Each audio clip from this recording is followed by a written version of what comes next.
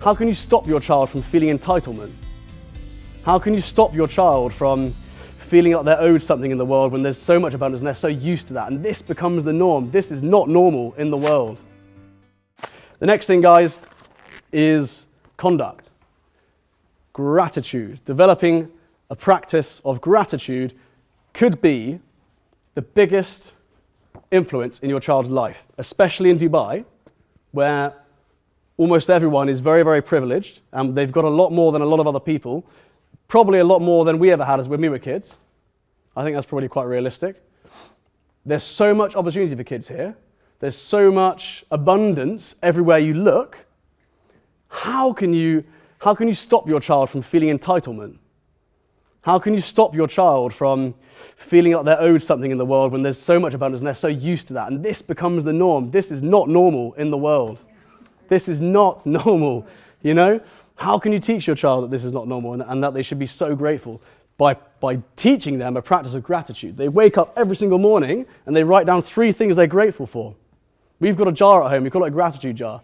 And we tear a piece of paper, we write down the date on the back, and we write down 3 things that we're grateful for. 3 different things, we chuck it in the pot. It's a see-through jar, not a victim workshop, guys, put your hand up. You guys saw it, you did it with me last time, yeah? Buy yourselves a jar, piece of paper underneath it, put it on the kitchen table. Every morning they write down, do it with them. Yeah?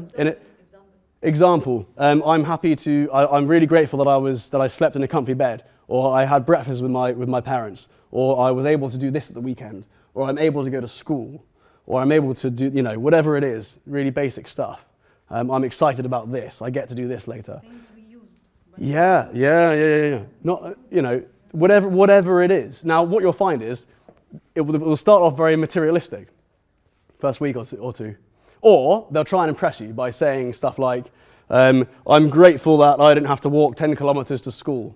They'll try and impress you with stuff like that. That's very typical. But the reality is, once this becomes a practice, they've gone over all that stuff.